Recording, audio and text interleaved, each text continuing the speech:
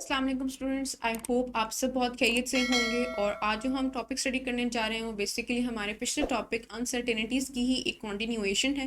पहले हमने देखा था कि हम सम और डिफरेंसेस के केस में अनसर्टेनिटीज़ को किस तरह डील करते हैं। इस टॉपिक में हम देखेंगे प्रोडक्ट्स और क्वेश्चंस के केस में हम अनसर्टेनिटीज़ को किस तरह डील करते हैं और कैलकुलेशंस के अंदर मैनिपुलेशन किस तरह होती है।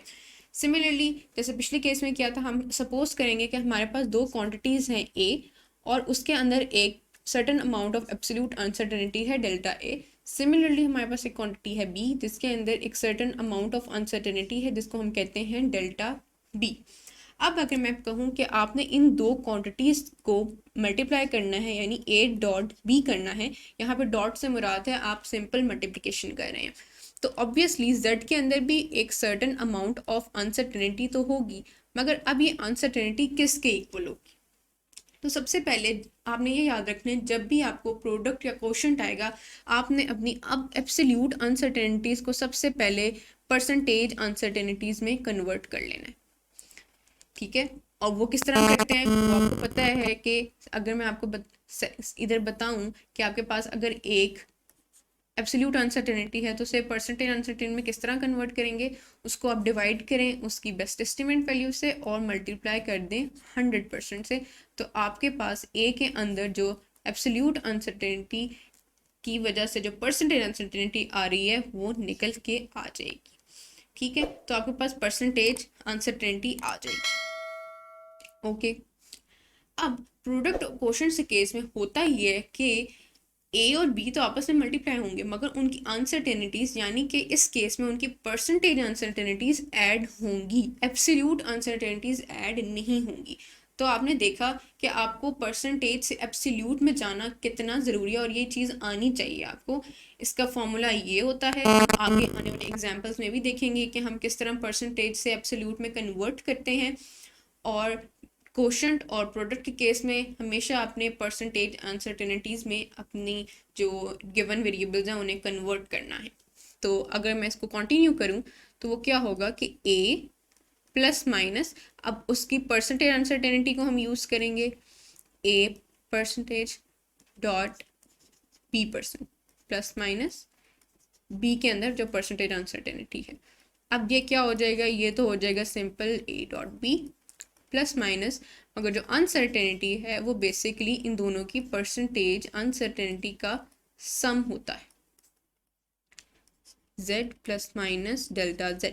तो आपके पास जो रिजल्टेंट के अंदर जो अनसर्टेनिटी है वो भी उसकी परसेंटेज अनसर्टेनिटी ही होगी, तो वो क्या होगी, वो दोनों की परसेंटेज अनसर्टेनिटीज का सम होगा। अब आप मज़ीद इसको दोबारा से एब्सोल्यूट में कन्वर्ट करना चाहते हैं तो आपको पता है कि उसका क्या फॉर्मूला है, वो यही फॉर्मूला है। आपको ये गिवन हो तो आप ये निकाल सकते हैं, ये गिवन हो तो आप ये निकाल सकते हैं। सिमिलरली क्वोशंट के केस में क्या होगा, अगर आपके पास दो वेरिएबल्स हैं ए और बी और आप उन्हें डिवाइड करना चाहते हैं तो क्या करेंगे, सिमिलरली आप सबसे पहले उनकी एब्सोल्यूट अनसर्टेनिटीज़ को उनकी प्रिंसिपल अनसर्टेनिटीज़ में कन्वर्ट करेंगे और फिर डिवीजन को कैरी आउट करेंगे। वो क्या होगा, वो होगा A plus minus delta A percentage divided by B plus minus delta B percentage. तो जब हम डिवीजन करेंगे तो ए और बी आपस में डिवाइड हो जाएंगे मगर अगेन उनकी जो परसेंटेज अनसर्टेनिटीज हैं वो ऐड हो जाएंगी, प्लस डेल्टा बी परसेंटेज। तो आपने देखा कि किस तरह प्रोडक्ट और डिवीजन के केस में परसेंटेज अनसर्टेनिटीज़ को यूज़ किया जाता है, एब्सोल्यूट अनसर्टेनिटीज़ को डायरेक्टली यूज़ नहीं किया जाता, but still if you want to go from percentage to absolute you know कि उसका क्या फॉर्मूला होता है, वो फॉर्मूला होता है ये। तो ये बात हमेशा याद रखनी है, एब्सोल्यूट से परसेंटेज में किस तरह जाना है, परसेंटेज से एब्सोल्यूट में किस तरह जाना है। अभी हम बहुत सी एक्सरसाइजेस करेंगे जिसके अंदर ये प्रैक्टिस आपकी इसकी आपको और बेहतर समझ आ जाएगी एग्जांपल्स के साथ। मगर हमेशा याद रखें कि प्रोडक्ट और क्वोशंट के केस में जो परसेंटेज अनसर्टेनिटीज़ हैं वो ऐड होती हैं, ओके। अब हम जैसे मैंने कहा कि हम प्रैक्टिस करेंगे क्वेश्चंस की, तो ये बहुत सिंपल सा सवाल है। आपके पास एक रेक्टेंगुलर रूम है, सपोज ये एक रेक्टेंगल है आपके पास, और आपको पता है कि उसकी लेंथ क्या है और उसकी विड्थ क्या है। उसकी लेंथ ये गिवन है और उसकी विड्थ ये गिवन है। जब भी आपको कोई सवाल आए तो आपने सबसे पहले बताना है कि उसके अंदर इनिशियली डाटा क्या गिवन है, वो बेसिकली उसकी लेंथ और विड्थ गिवन है। आपसे पूछा क्या जा रहा है, आपसे पूछा जा रहा है एरिया। एरिया अभी आपके पास अननोन है और आपने बताना है एरिया विद इट्स अनसर्टेनिटी। तो हमें पता है कि किसी भी रेक्टेंगल का एरिया क्या होता है, basically length multiply bye it's width. ठीक हो गया। मगर हमें तो अनसर्टेनिटीज भी डील करनी है और आपने देखा कि ये लेंथ और विड्थ आपस में क्या हो रहे हैं, मल्टीप्लाई हो रहे हैं, यानी कि it's an example of product. और आपको पता है कि प्रोडक्ट के केस में परसेंटेज अनसर्टेनिटीज यूज होती हैं। तो बिफोर कैलकुलेटिंग एरिया हमें चाहिए कि हम लेंथ की अनसर्टेनिटी को भी परसेंटेज अनसर्टेनिटी में चेंज कर लें और जो विड्थ की अनसर्टेनिटी है उसको भी परसेंटेज अनसर्टेनिटी में चेंज कर लें। यानी कि जो आपके पास L है which is L plus delta L, इसको आप चेंज कर लें L plus minus delta L percentage में। ये किस तरह करेंगे, एज इट इज़ आप जो L की वैल्यू है वो लिख दें 3.955 प्लस माइनस, अब आपने डेल्टा L कैलकुलेट करना है इन परसेंटेज। वो किस तरह करेंगे, एब्सोल्यूट अनसर्टेनिटी क्या है आपके पास, दिस वन, इसको लिखेंगे 0.005, इसको डिवाइड करेंगे बेस्ट एस्टिमेट वैल्यू से जो कि है ये 3.955 और इसको मल्टीप्लाई करा देंगे 100% से। तो आपके पास क्या वैल्यू आएगी, आपके पास वैल्यू आएगी 3.955 मीटर प्लस माइनस आपके पास जो वैल्यू आएगी इस केस में वो होगी 0.126%। ये आपके पास आ गई लेंथ के अंदर जो परसेंटेज अनसर्टेनिटी थी। सिमिलरली हम विड्थ के लिए भी यही चीज़ रिपीट करेंगे। विड्थ में भी आपको पता है आपके पास अनसर्टेनिटी तो गिवन है मगर वो एब्सोल्यूट है, हमें उसको उसकी परसेंटेज अनसर्टेनिटी में चेंज करना है। विड्थ आपके पास क्या है 3.050 प्लस माइनस ये इसकी एब्सोल्यूट अनसर्टेनिटी है 0.005 और इसकी एब्सोल्यूट अनसर्टेनिटी से प्रिंसिपल में परसेंटेज में जाना है तो इसको इसके बेस्ट एस्टिमेट से आप डिवाइड कर देंगे 3.050 मल्टीप्लाई बाय 100%। तो ये किस चीज़ के इक्वल आ जाएगा 3.050 meters plus minus its percentage uncertainty 1.64%। ये आपके पास विड्थ की परसेंटेज आ गई। अब हम ये फॉर्मूला अप्लाई कर सकते हैं।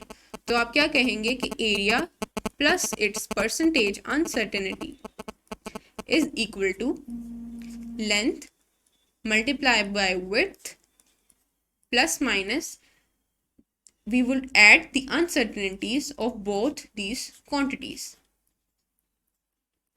तो आप सिंपली इसको सॉल्व कर लेंगे 3.955 multiply by 3.050 plus minus 0.126% plus 0.164%। तो आपके पास जो वैल्यू आएगी वो आएगी 12.06 मीटर स्क्वायर प्लस माइनस 0.29%। अब देखें आपके पास वैल्यू आई है इन परसेंटेज अनसर्टेनिटी, मगर गौर करें सवाल में आपसे परसेंटेज में नहीं पूछा गया, सवाल में उसने कहा है कि एब्सोल्यूट में बताएं। तो यहाँ पे आपने वो प्रोसेस दोबारा से रिपीट कर देना है कि किस तरह हम पहले एब्सोल्यूट से परसेंटेज में गए, अब हम परसेंटेज से दोबारा से एब्सोल्यूट में आएंगे। तो यहाँ पे बेसिकली आपने जो फाइंड किया वो है area plus minus its percentage uncertainty, but what we require is that we want area plus minus its absolute uncertainty. तो वो किस तरह आएगा, एरिया तो एज इट इज आ जाएगा 0.06 प्लस माइनस, अब आप इसकी परसेंटेज अनसर्टेनिटी को एब्सोल्यूट में चेंज करें, वो किस तरह करेंगे, आप सबसे पहले तो ये परसेंटेज का साइन खत्म करें 100 से डिवाइड करके और मल्टीप्लाई करवा दें बेस्ट एस्टिमेट वैल्यू से जो कि इस केस में एरिया की वैल्यू है 12.06। तो आपके पास वैल्यू आ जाएगी 12.06 जो कि एरिया की वैल्यू है, same this one, plus minus its absolute uncertainty जो कि आपके पास आएगी इस केस में 0.035 और आप इसको अब लिख सकते हैं मीटर स्क्वायर करके। तो आपने देखा कि किस तरह हम परसेंटेज अनसर्टेनिटी से एब्सोल्यूट अनसर्टेनिटी में चले जाते हैं।